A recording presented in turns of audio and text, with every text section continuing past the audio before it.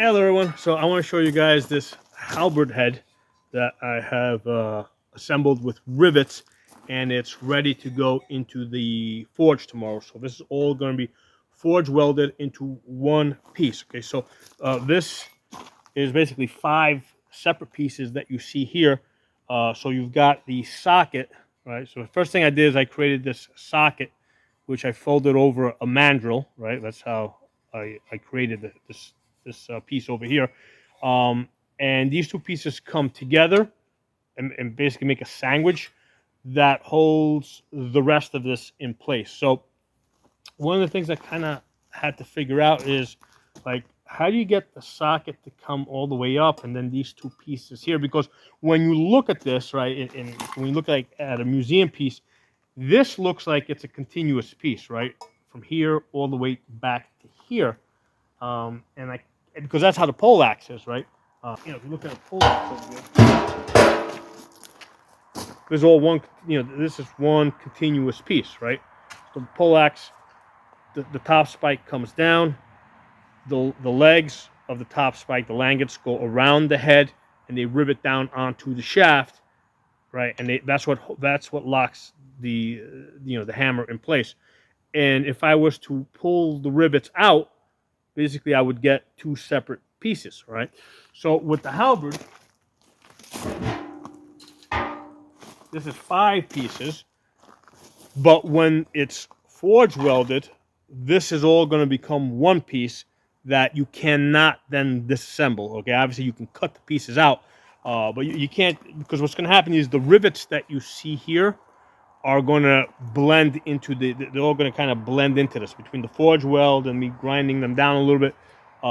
It's going to be seamless, and it's going to look like it's going to look like it's actually going to become all one piece. So historically, this was a lot cheaper. This is what like common people had. Okay, now today this is actually a lot more work to make because I'm working with modern steel. So modern steel does not forge weld very well, right? That's why I had to put all these rivets in here to create pressure, right? So that when I get this hot, it's gonna, number one, I got that tight contact, and it also prevents oxygen from getting in there and contaminating the weld surfaces, because oxygen basically, that's what it does. It starts immediately oxidizing, essentially creating scale, which is a type of rust, and that prevents the surfaces from bonding to each other.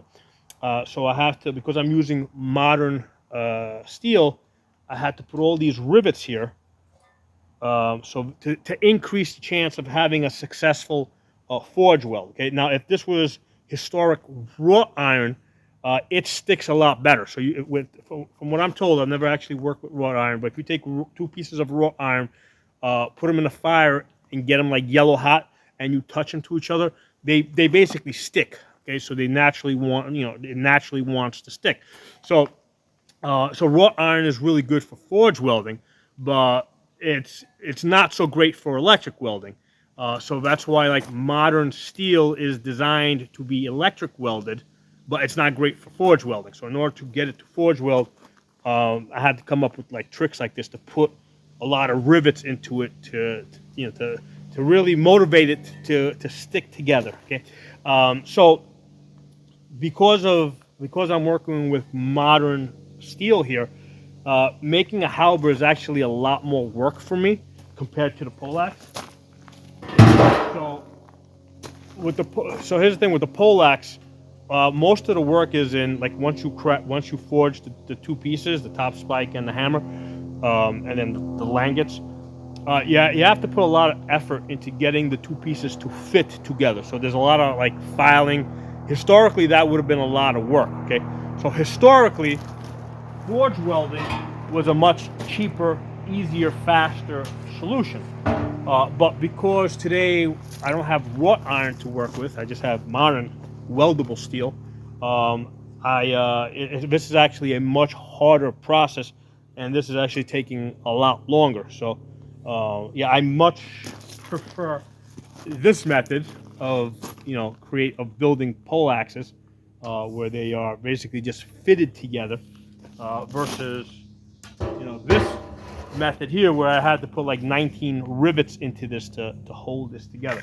With this one, actually, this rivet here is not even necessary, right? Because this goes through the head. That's more of a backup because again, this is cut. This comes down and it kind of like saddles into it, and also the bottom is also cut so that the bottom actually also comes up and basically sockets in. So this rivet is not even necessary. It's a 1/4 inch rivet, but I put it in there just to as a backup basically.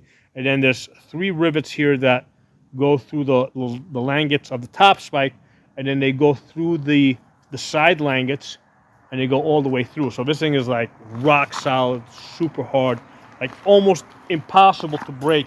Just swinging this. Okay, so this is almost indestructible unless you're using tools. Okay, or unless like you put this underneath your car or something and you try to like leverage it over or something. So it takes a lot of effort to break this design because of the support that it has going down the shaft.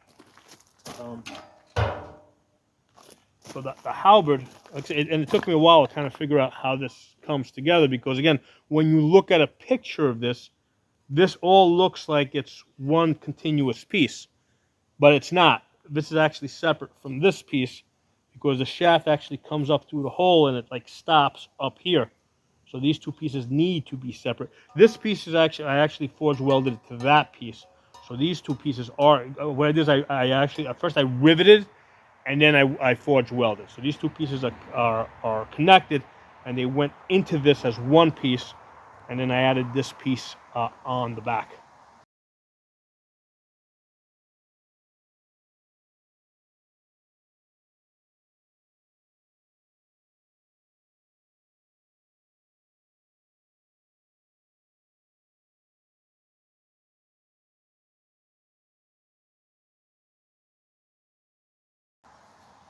So this is going to be the halberd. So this historically was a much cheaper weapon, right? This is what you gave common soldiers that had less armor, and because it was cheaper, easier, faster to build. Basically, the poleaxe was designed for knights to fight knights, okay, in single combat, right, in chivalrous combat. The halberd, because it was cheaper, mass-produced, this was designed so that common people could outnumber knights, hook them off of their horses, pull them down to the ground, and then a group of them could basically stab the knight in the gaps and kill him. Okay, so this is the anti-knight weapon. Okay, so this is the knightly poleaxe. Okay, and this is the anti-knight halberd. Drop some comments. Let me know what you guys think. I look forward to finishing this tomorrow or maybe the next day, and I'll post the video. I'll talk to y'all soon.